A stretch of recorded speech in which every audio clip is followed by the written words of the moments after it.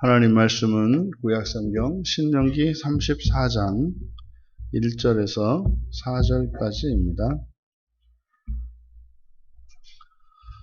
우리 같이 한 목소리로 함께 읽겠습니다. 모세가 모압 평지에서 느보산에 올라가 여리고 맞은편 비스가 산 꼭대기에 이르매 여호와께서 길르앗 온 땅을 단까지 보이시고 또 온 납달리와 에브라임과 므낫세의 땅과 소해까지의 유다 온 땅과 네겝과 종려나무의 성읍 여리고 골짜기 평지를 소알까지 보이시고 여호와께서 그에게 이르시되 이는 내가 아브라함과 이삭과 야곱에게 맹세하여 그의 후손에게 주리라 한 땅이라. 내가 내 눈으로 보게 하였거니와 너는 그리로 건너가지 못하리라 하시매. 아멘. 모세가 경험한 마지막 이적이라는 제목으로 설교하려고 합니다. 가시떨기 나무에서 꺼지지 않는 불로 나타난 여호와의 사자를 만난 이후로 이제 그의 인생 120년에서 마지막에 그 40년의 인생을 정말 불꽃 같은 인생을 살았습니다. 순종하지 않고 여호와께 순종하지 않고 온갖 우상들에 빠져있는 그리고 자유의지라고는 정말 1도 없는 그런 노예의지를 가지고 철저히 수동적인 삶 그리고 남을 탓하고 원망하고 의심하고 다투며 살아가던 이스라엘 자손들을 이제 그들을 데리고 애굽에서 인도하여 내고 그리고 광야 40년에서 또 한 세대가 가고 또 한 세대가 태어나 조금 이제 하나님을 알고 하나님을 의지하고 하나님을 사랑하게 된 그런 일련의 과정에 모세의 40년 인생이 쓰였습니다. 이제 그랬던 모세가 이제 자신에게 주어진 모든 사명을 마치고 이제 마지막 임종을 맞이하는 장면입니다. 그런데 설교의 제목이 모세가 경험한 마지막 이적인 것처럼 그가 이제 인생을 마감할 때 그가 본 그것은 이적이었습니다. 왜냐하면 본문에 소개되고 있는 땅은 가나안 땅 전체이기 때문입니다. 산 위에 올라서 가나안 땅 전체를 이렇게 본다는 것은 불가능한 일이죠. 그래서 혹자에 따라서는 이것은 실제로 그렇게 된 것이 아니라 훗날 이제 가나안에 들어가서 여호수아가 땅을 분배하고 이제 차지할 그 땅들을 후대의 사람들이 끼워 넣은 것이다 이렇게 이야기를 합니다만 우리는 굳이 그렇게 쓰여 있는 것을 그렇게 받을 필요가 없습니다. 하나님께서 참으로 그렇게 행하셨고 모세가 그것을 본 것으로 우리가 받으면 될 일입니다. 그러면 이것이 이적이 되는 거죠. 모세가 그러면 가나안 땅을 바라본 장소는 어디냐? 그래서 구체적으로 그곳을 지명을 기록하고 있습니다. 모압 평지 느보산에 올라가 그리고 비스가 산 꼭대기에 이르렀다. 이것은 그러면은 왜 느보산에 올라갔는데 비스가 산 꼭대기라고 하느냐? 이것은 여러분들이 산맥으로 이해하시면 됩니다. 산에 올라가서 또 그 산에 봉우리를 올라간 것으로 이해하시면 됩니다. 그러면 이제 비스가 산 꼭대기에서 모세가 목격한 장소들 사실은 전체 가나안 땅입니다. 그런데 그 가나안 땅을 소개하는데 요단강 동편에서부터 북쪽으로 거슬러 올라가 이제 요단강 서편으로 내려와서 요단강 남편으로 시계 반대 방향으로 모세가 서 있던 곳에서부터 시계 반대 방향으로 소개하고 있습니다. 길르앗 온 땅, 그러니까 여기가 이제 요단강 동편에 있는 가나안 땅이죠. 그리고 이제 단과 온 납달리는 이제 북쪽입니다. 이때 단은 나중에 이주한 북쪽에 위치한 단이겠죠. 납달리 지파의 그 위쪽에 위치하고 있는 땅입니다. 그래서 이제 에브라임과 므낫세의 땅, 그리고 서해, 그러니까 이제 요단강 서편입니다. 요단강 서편으로 이렇게 내려옵니다. 그리고 유다 온 땅과 네겝, 이제 네겝이 맨 아래 팔레스타인의 유대의 남쪽 사막 그 광야 지역을 이야기하는 거죠. 그리고 소알, 이제 거슬러 올라옵니다. 이제 사해 바로 밑에 있는 소알. 그래서 한 바퀴 전체를, 가나안 땅 한 바퀴 전체를 시계 반대 방향의 순서로 모세가 본 겁니다. 그러니까 이것은, 이 땅은 어디예요? 바로 여호와께서 아브라함과 이삭과 야곱에게 약속하셨던 그 땅인 거예요. 그래서 그 후손에게 주리라고 한 땅입니다. 그런데 이제 하나님께서 모세에게 보여주신 것이죠. 다만 너는 그리로 가지 못할 것이다. 그러면 하나님께서 모세에게 이적적으로 가나안 땅 전체를 보여주신 의미는 무엇이겠는가? 그것은 앞서 말씀한 것처럼 아브라함에게 약속하셨던 그 하나님의 그 약속의 땅, 그것이 실제한다는 것을 보여주신 것이죠. 모세에게 들어가지는 못할지라도 그 땅이 실제한다는 것을 두 눈으로 똑똑히 보게 하여 주신 것입니다. 그리고 지금 비록 모세는 들어가지 못한다 할지라도 여호수아를 필두로 하여 가나안 땅, 요단강을 건너 가나안으로 들어가려고 하는 이 이스라엘 자손들이 차지할 것이라고 하는, 그래서 하나님의 그 약속은 반드시 성취된다라고 하는 것을 가르쳐주기 위한 것입니다. 그러면 왜 모세에 굳이 그러면 그러셨을까? 이렇게 보여주실 것 같으면 그냥 들어가게 하시지. 분명히 모세는 보았지만 들어가지는 못했습니다. 이 들어가지 못한 그것이 뭘까? 그러니까 가나안 땅의 실제를 통해서 이제 후대의 신약의 그리스도인들을 위해서 이제 모세의 이런 이적적인 목격담, 하지만 들어가지 못한 이 사건을 성경에 기록함으로써 우리들이 들어갈 그 하나님 나라, 그 천국은 실제한다는 거죠. 이 가나안 땅은 우리들의 눈에 보이지 않는 실제하는 천국에 대한 예표입니다. 그럼 마치 모세가 이제 임종 직전에 그 가나안 땅을 보았던 것처럼 우리들도, 이 땅을 살아가는 그리스도인들도 아마 임종 직전에 그 하나님 나라, 그 천국을 보게 되는가 봅니다. 그 땅을 두 눈으로 역력히 보게 된다는 거죠.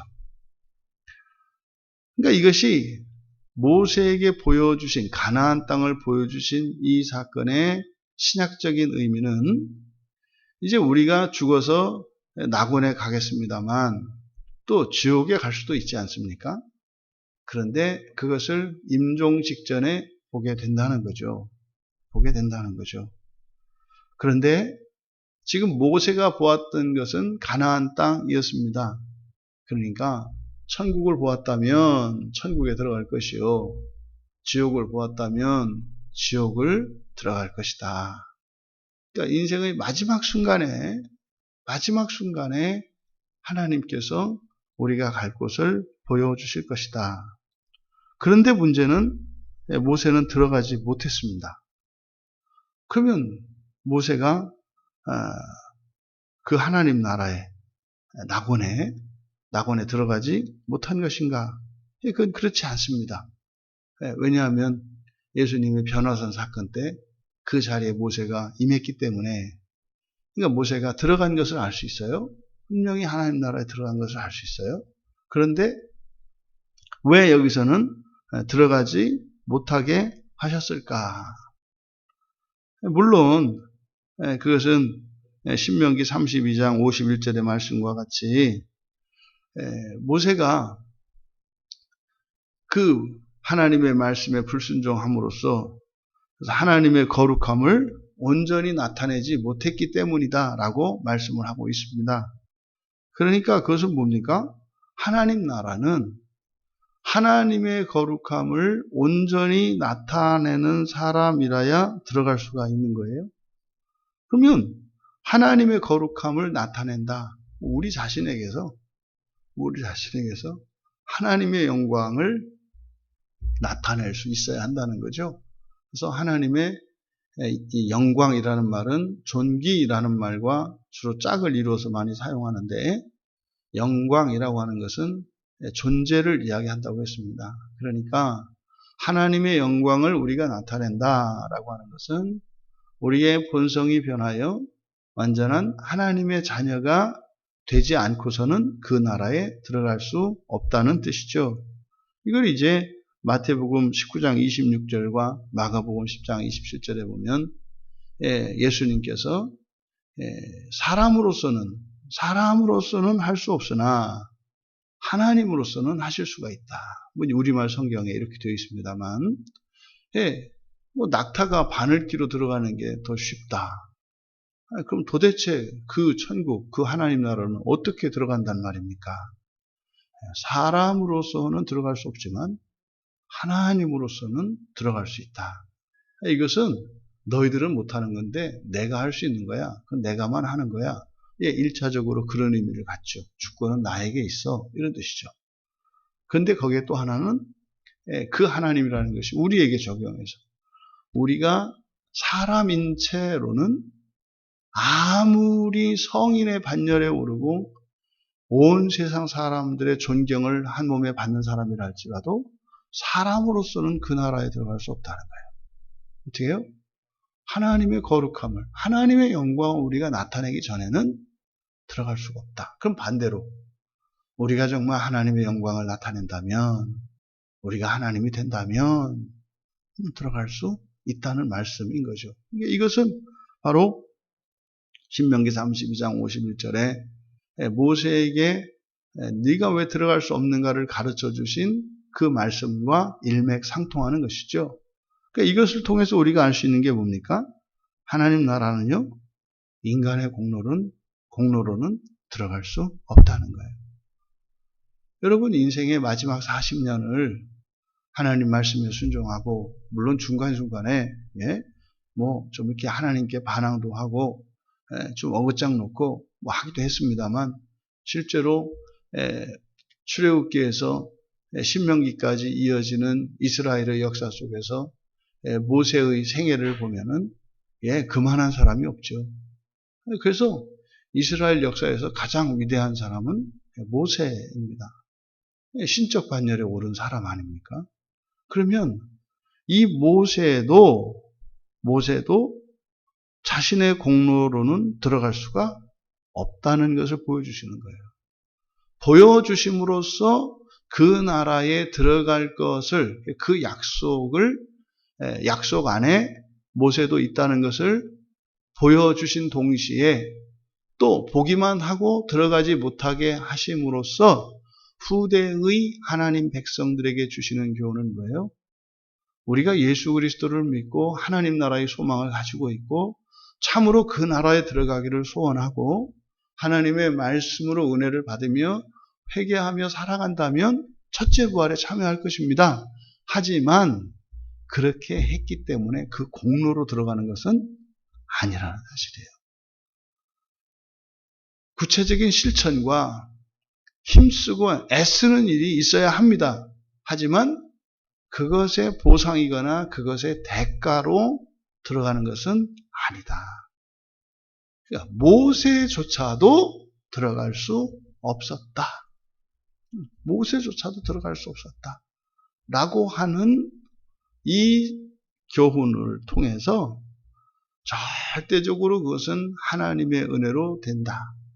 하나님의 은혜로만 된다는 것을 보여줍니다. 여러분, 하나님의 은혜로만 된다는 것은 우리의 공로로는 들어갈 수 없다는 의미이기도 하겠습니다만, 어떤 사람이라 할지라도 하나님의 은혜로 들어갈 수도 있다는 사실이 됩니다.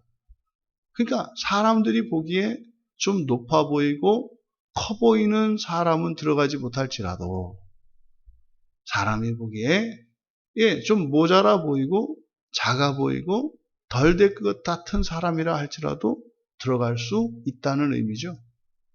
그것이 결단코 우리에게 이게 원망이 되거나 불평불만이 될 수 없는 것은 아무도 들어갈 수 없는 곳에 하나님께서 특별한 선택을 통해 들어가게 하시는 것이기 때문에 들어가지 못하는 자 가운데 그 누구도 그것을 부당하다고 불공평하다고 할 수가 없는 겁니다.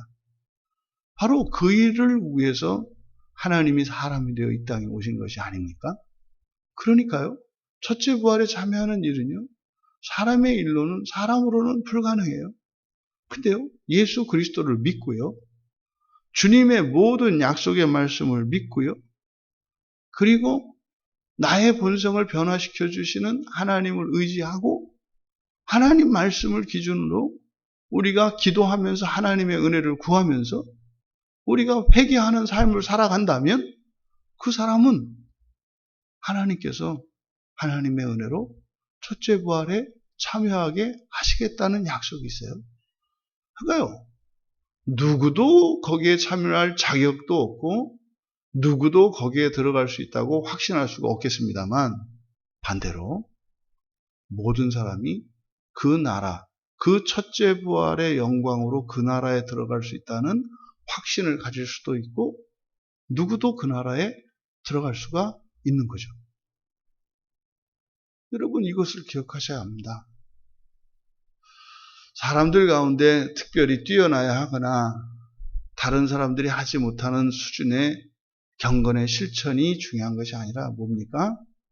매일매일 날마다 우리의 마음속에 하나님의 말씀으로 우리 죄가 깨달아지고 그 깨달아진 죄를 극복하기를 원하고 바뀌기를 원하고 이런 단순한 인격적인 변화가 아니라 이것을 통해서 하나님께서 나의 본성을 바꿔주실 것을 믿으면서 그렇게 살아가면 되는 거예요. 그게 뭡니까?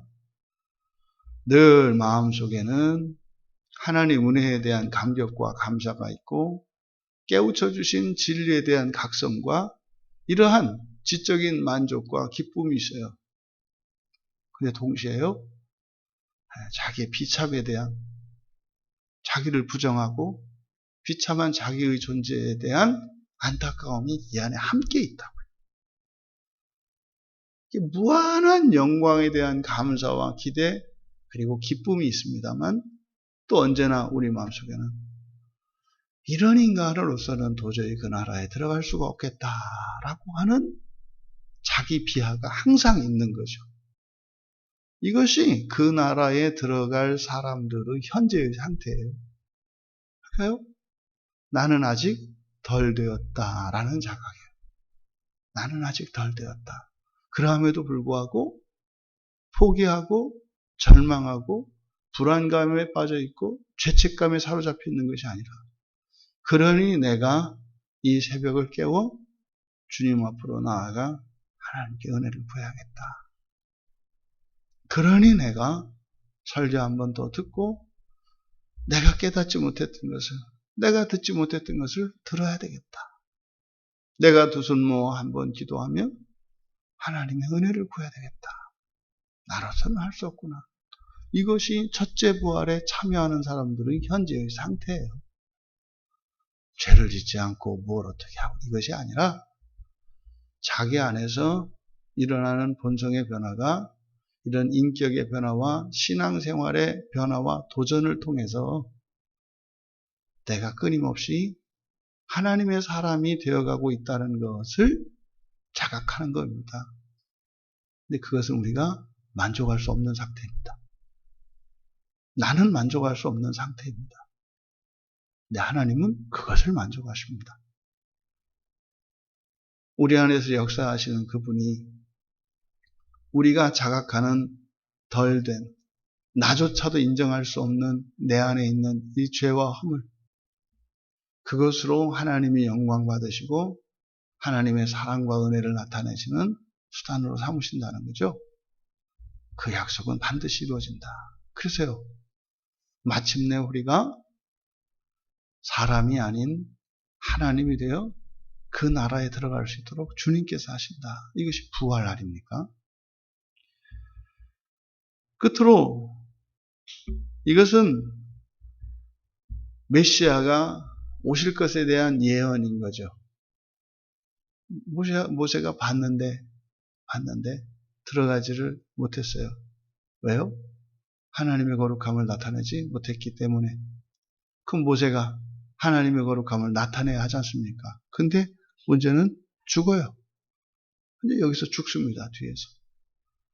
그러니까 현재 들어갈 수 없는 모세의 상태와 보여주셔서 그 약속 안에 있다고 하신 하나님의 이 계시 사이에 연결이 안 되는 거예요. 단절이 있잖아요.